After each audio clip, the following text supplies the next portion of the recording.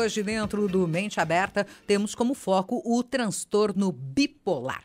Estima-se que cerca de 1,8 a 15 milhões de brasileiros sejam portadores do transtorno bipolar nas suas diferentes formas de apresentação. A base genética do transtorno é bem estabelecida. 50% dos portadores apresentam pelo menos um familiar afetado e filhos de portadores apresentam risco aumentado de apresentar a doença quando comparados com a população em geral. Esse transtorno acarreta incapacitação e grave sofrimento para os portadores e suas famílias. Dados da Organização Mundial da Saúde, ainda na década de 1990, evidenciaram que o transtorno foi a sexta maior causa de incapacitação no mundo.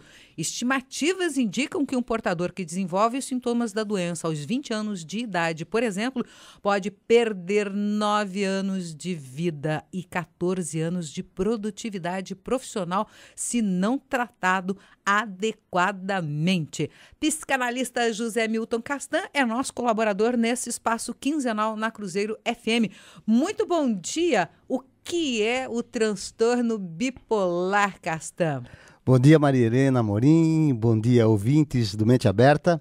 O transtorno bipolar é uma doença, é um distúrbio mental que ocorre no cérebro e ela pertence efetivamente ao grupo dos transtornos de humor.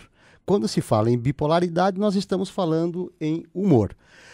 Todos nós temos o nosso humor basal, né? Nós temos dias que nós estamos um pouco mais alegres, temos dias que estamos um pouquinho mais tristes. No caso dos portadores do transtorno da bipolaridade, eles têm uma variação, uma labilidade deste humor muito mais franca, muito mais severa, podendo estar em episódios ou em fases depressivas, tal qual uma depressão unipolar, com todos os comemorativos de uma depressão, e essa pessoa pode, em um determinado momento, e em função de alguma coisa, fazer a virada e ir para o outro polo, lá para cima, e para a mania, onde ele tem comportamentos que podem ser bastante prejudiciais. Então nós falamos de um humor patológico, variações e flutuações de humores que são totalmente diferentes e adversas de uma situação convencional. O que ocorre, Maria Helena e ouvintes, é que, como você bem disse, esta doença ela é altamente prejudicial ao seu portador, podendo impactar em prejuízos em todas as esferas da sua vida. Prejuízos na escala social, nos prejuízos pessoais, prejuízos financeiros, prejuízos no trabalho, no seu lado profissional, né? E mais, e se não bastasse isso, Maria Helena, o bipolar, tal qual a esquizofrenia, tem o estigma do louco. A pessoa pode ser considerada louca e muito mais.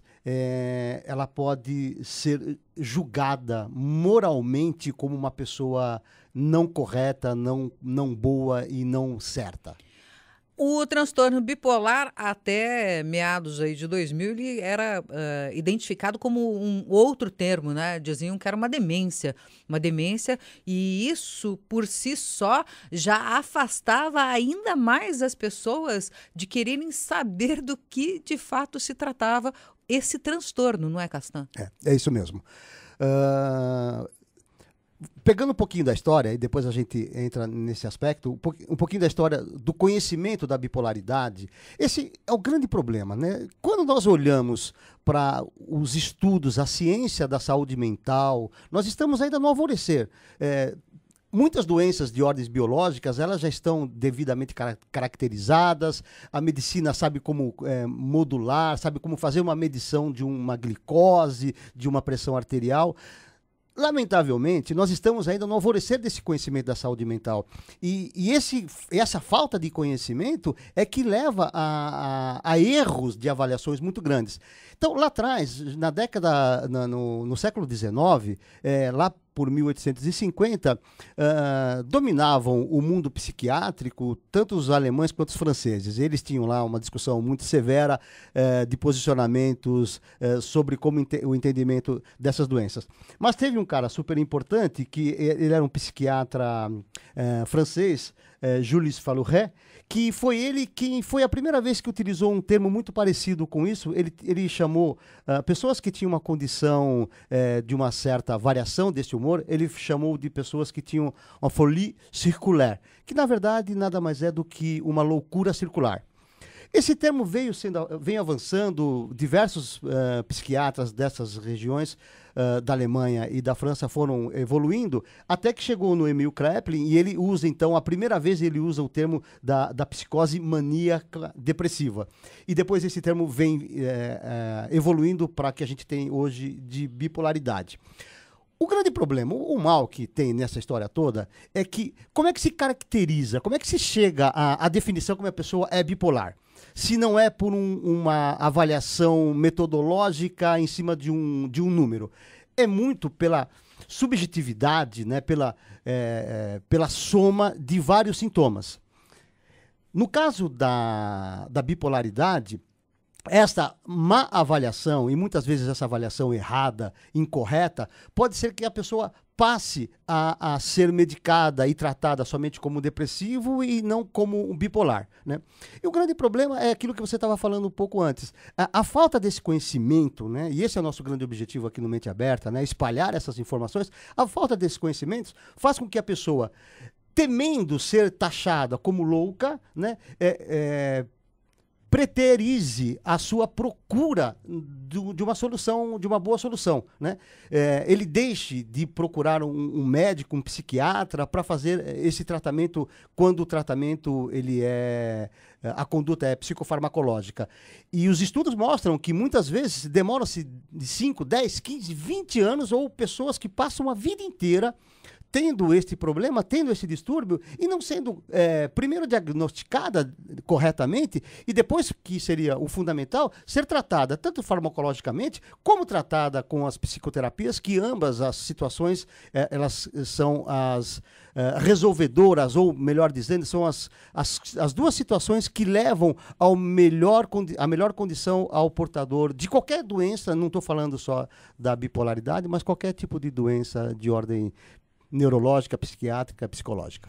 Ou seja, o mapeamento cerebral ainda caminha. Nós sabemos que o ser humano, enquanto máquina, ele é perfeito, mas não temos todo o conhecimento do cérebro tão necessário. Disse que a gente aproveite, talvez, quem sabe, oxalá, até 5% da capacidade cerebral que todos nós temos, né? Mas disse também que é um pouco menos do que isso, e nós temos esse total desconhecimento sobre o nosso próprio cérebro, não é verdade? É verdade, Maria Helena. E talvez a última fronteira que nós tenhamos na ciência, talvez a grande fronteira, seja exatamente o entendimento do funcionamento cerebral e do entendimento do funcionamento mental. E aqui vai uma dica para os jovens que estão aí à procura e na decisão do que fazer, dos seus projetos de vida, do seu trabalho, da sua profissão.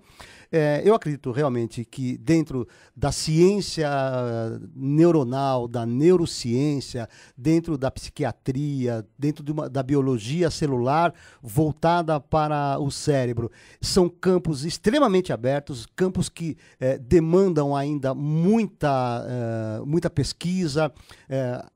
Os governos estão investindo maciçamente, o governo dos Estados Unidos investindo maciçamente nesse desenvolvimento, e o projeto do Conectoma, né, que seria mais ou menos parecido como foi o projeto do genoma humano, são projetos de bilhões de dólares, de bilhões de dinheiros para o conhecimento e o entendimento. Porque é a partir daí, quando nós tivermos um conhecimento mais cientificado, mais real, mais verdadeiro, é que nós poderemos, então, fazer as boas práticas para que se monitore, para se municie as pessoas de informações e para que elas consigam controlar, superar quando for o caso e viver de uma maneira um pouco mais decente, com menos sofrimento. Estamos apresentando Amanhã de Música e Informação. Cruzeiro em Revista. 10 horas mais 20 minutos na Cruzeiro FM, dentro do Cruzeiro em Revista. Nós estamos com o Mente Aberta, o Papo é Psique. E hoje o nosso foco é o transtorno bipolar. Quando nós falamos dessas alterações que acontecem dentro do comportamento, dentro do humor das pessoas, muitas vezes vem aquela pergunta, né? Como isso de fato acontece? Quais são as causas dessa bipolaridade? Maria Helena, lamentavelmente, a ciência ainda não sabe exatamente quais são as causas, qual a etiologia dessa doença e, muito provavelmente, de praticamente todas as doenças de ordem mental. O que existe são algumas hipóteses e sempre essas hipóteses elas acabam incorrendo em três aspectos: o biológico, o social e o psíquico. No caso da bipolaridade, parece que não é muito diferente. O que a ciência tem hoje mapeado, principalmente na neuroimagem, é que cérebros de pessoas que têm bipolaridade têm algumas alterações estruturais no seu cérebro. Outras pesquisas apontam para que os neurotransmissores estejam trabalhando de uma maneira disfuncional.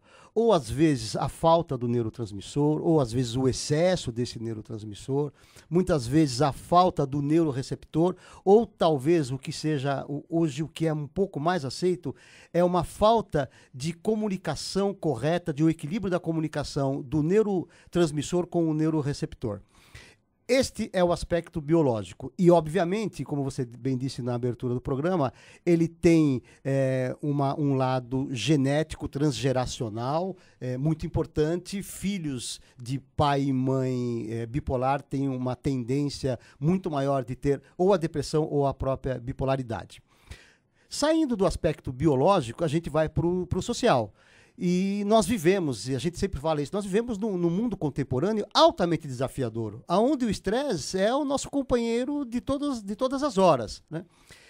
E dependendo de como psiquicamente o indivíduo lida com esses estresses, com qual maneira que ele olha, interpreta e valoriza o que está acontecendo com ele, pode ser que esse estresse venha definitivamente por uma condição biológica, né? Hoje isso está muito bem claro, da interface do estresse com o biológico. Esse biológico pode estar, essa condição pode estar desencadeando, então, a bipolaridade. Talvez ele tenha o viés genético e, em função do estresse, de como ele faz esse enfrentamento do estresse, ele acabe desenvolvendo a bipolaridade.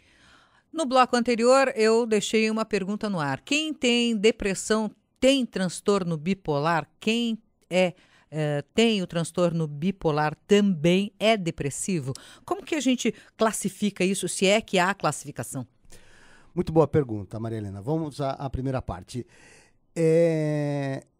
Atualmente, percebe-se que existe um aumento maior de pessoas identificadas como bipolar.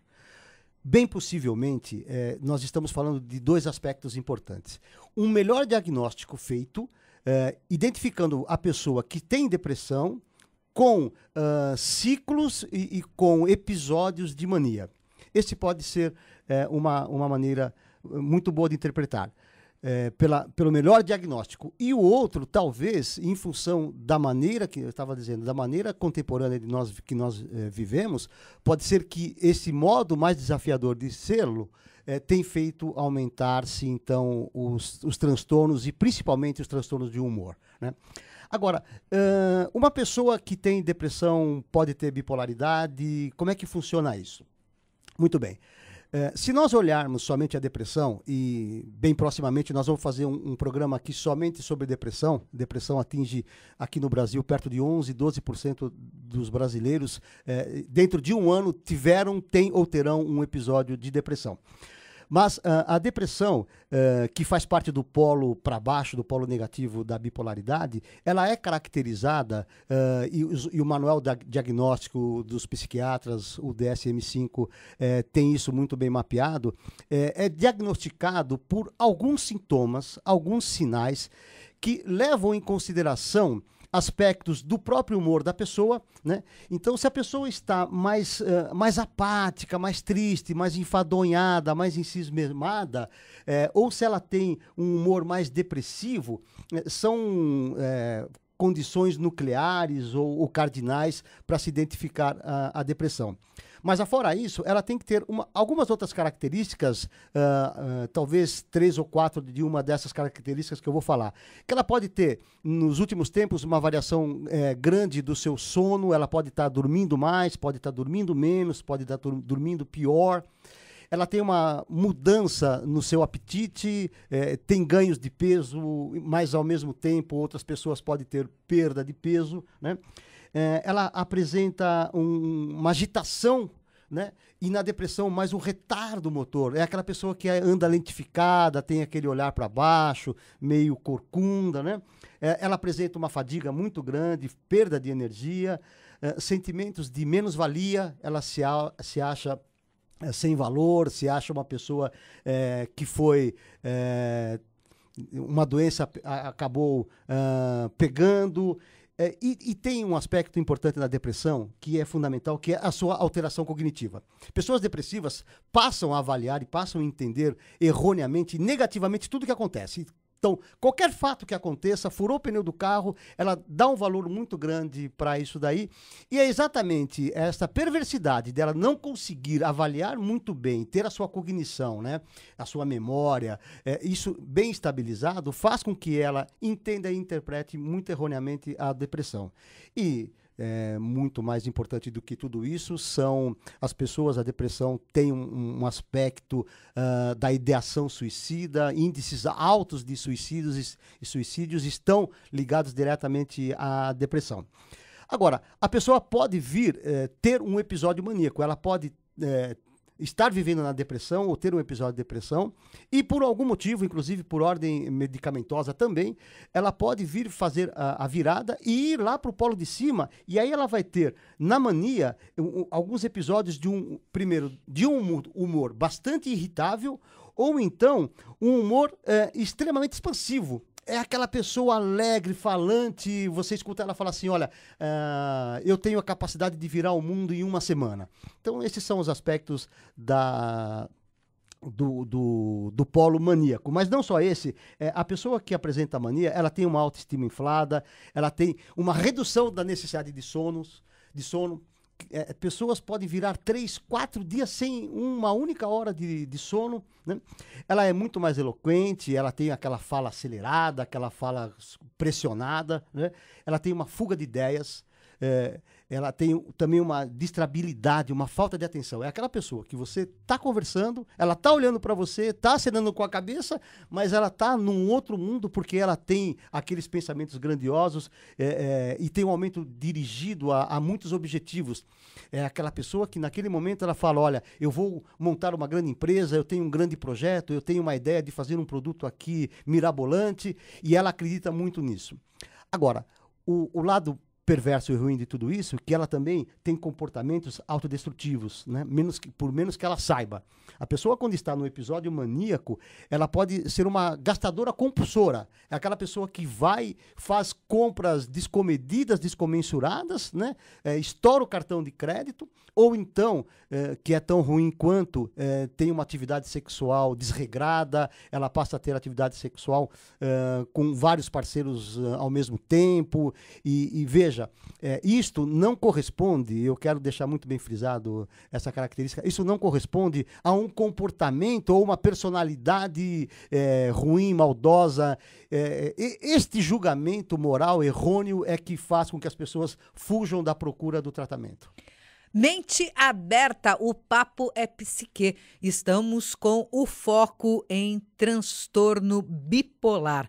Como o assunto ele é muito impactante, nós teremos uma outra oportunidade para continuarmos falando a respeito dele. E se você também quer participar, 991355532 é o nosso WhatsApp, 991355532 para as suas considerações, as suas perguntas, enfim, a maneira como você queira participar. E temos também o nosso e-mail, cruzeiroemrevista@cruzeirofm.com.br. E o Castan tem página na internet que você também pode acessar, enviar o seu comentário, conhecer o trabalho que ele realiza. Castan, muitíssimo obrigado por sua presença. A página? Página www.psicastan.com.br ou também no Facebook, pode procurar como Castan Psicanalista, tem como entrar em contato com a gente. E no site tem bastante informações sobre todos esses problemas que a gente aborda por aqui no Mente Aberta. Muitíssimo obrigada e até a próxima. Agora 10h31. Cruzeiro em Revista. Sua manhã em